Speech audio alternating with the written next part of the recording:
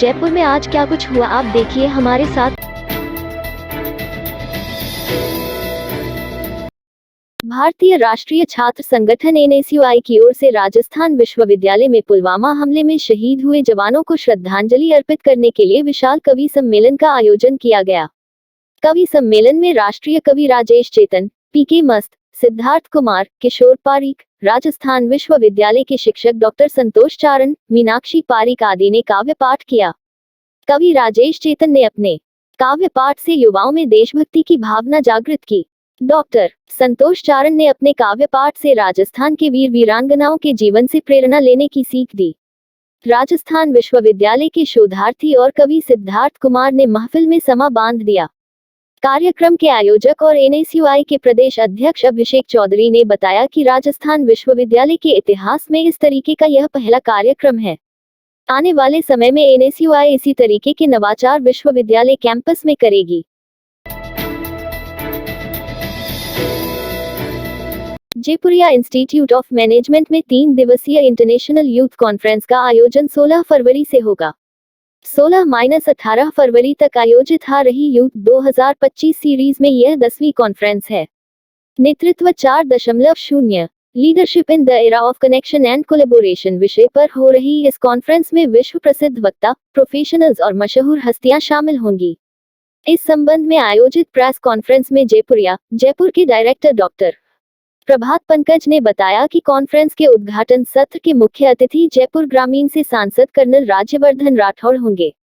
इसी दिन राष्ट्रीय फिल्म पुरस्कार विजेता भरतनाट्यम नर्तक सुश्री सुधा चंद्रन कॉन्फ्रेंस में यूथ आइकॉन सत्र की शोभा बढ़ाएंगी। स्वागत भाषण शरद जयपुरिया, अध्यक्ष जयपुरिया ग्रुप ऑफ इंस्टीट्यूशंस द्वारा दिया जाएगा। मुख्य भाषण रिचर्ड रेखी, उद्यमी और बोर्ड के सदस्य पूर्व का होगा। कॉन्फ्रेंस के पोस्टर का विमोचन भी किया।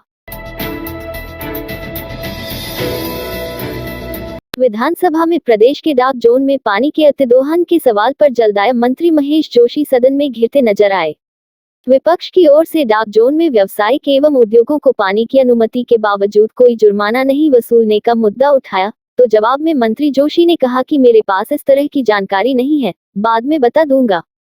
प्रश्नकाल में उपनेता प्रतिपक्ष राजेंद्र राठौड़ ने प्रदेश के डाक जोन क्षेत्र का सर्वे से संबंधित प्रश्न पूछते हुए कहा कि केंद्रीय भूजल दोहन नियंत्रण आयोग के निर्देशों के बावजूद प्रतिबंधित क्षेत्रों में पानी के दोहन की अनुमति दी जा रही है, जबकि उद्योगों एवं व्यावसायिक संस्थानों के लिए केंद्रीय जल बोर्ड ने जुर्माने का भी प्रावधान कर रखा है।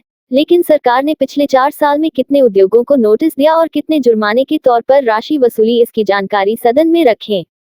जवाब में जलदाय मंत्री जोशी ने कहा कि यह जानकारी फिलहाल मेरे पास उपलब्ध नहीं है, बाद में लेकर बता दूंगा।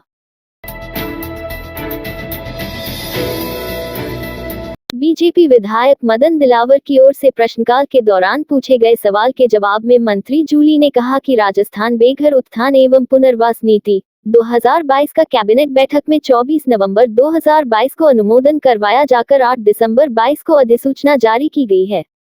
नीति के प्रावधानानुसार कार्य योजना तैयार कर शहरी व ग्रामीण क्षेत्रों में बेघर व्यक्तियों का सर्वे एवं पहचान पत्र जारी किए जाने की कार्यवाही की जा रही है। दिव्यांगों के लिए उच्च शिक्षा रिचर्स शिक्षकों की विशेष व्यवस्था के लिए जामडोली जयपुर में बाबा आमटे दिव्यांग विश्वविद्यालय स्थापित किए जाने के लिए बाबा आमटे दिव्यांग विश्वविद्यालय विधेयक 2022 का सक्षम स्तर से अनुमोदन होने के उपरांत स्थापित किए जाने की कार्यवाही की जाएगी। मंत्री के जवाब पर असंतोष व्यक्त करते हुए मदन दिलावर एक पेपर लेकर अपनी सीट से उठकर वेल में आने लगे। इस पर स्पीकर सीपी जोशी ने नाराजगी जताते हुए कहा कि आपके अनुसार प्रश्न का उत्तर नहीं दिया जा सकता है, आप इतने सीनियर होकर इस तरह का व्यवहार करते हैं। इस दौरान दिलावर और स्पीकर के बीच तीखी नोकझोंक भी हुई। शहर में गत 2 साल पहले 1000 डेयरी बूथों के आवंटन के लिए करीब 36,000 लोगों ने आवेदन किया था, लेकिन सरकार केवल 10 बूथों का ही आवंटन कर सकी है। बीजेपी विधायक कालीचरण सराफ ने बुधवार को विधानसभा में प्रश्नकाल के दौरान यह मामला उठाते हुए कहा कि इन डेयरी बूथों का कब तक आवंटन कर दिया जाएगा, या फिर मुख्यमंत्री की यह घोषणा केवल बजट घोषणा ही बनकर रह जाएगी।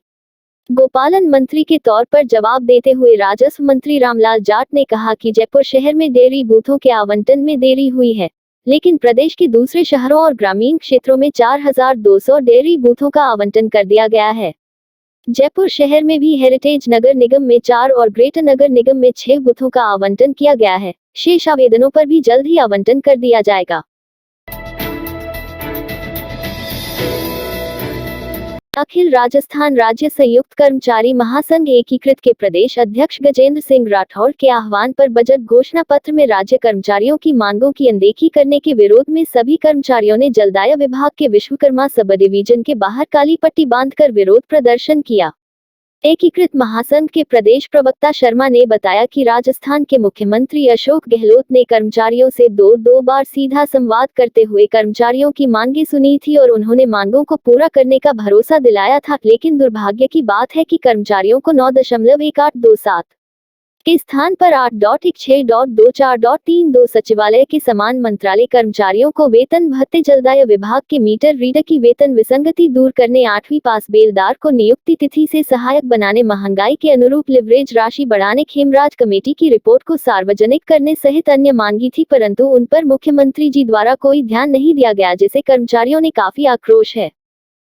इस रात की सुबह नहीं होती जब तक हाथ में उसकी गर्माहट नहीं होती। चाय का प्याला, अखबार साथ पुराना है, मिट्टी से जोड़ता है। खबरों की खुशबू से सारा घर महकता है। हर रंग में ढला कहानियों से किस्सों तक ले जाता है बेरोक टोक। देश के हर हिस्से तक ये हकीकत का आईना है, ख्वाबों को सच करके दिखाता है। दैनिक नवज्योति, आपके लिए, आपके साथ। ये थे आज के मुख्य समाचार। विस्तार से जानने के लिए पढ़ते रहिए दैनिक नवज्योति। दैनिक नवज्योति के YouTube चैनल को सब्सक्राइब करें और ताज़ा अपडेट के लिए बेल आइकॉन दबाएं।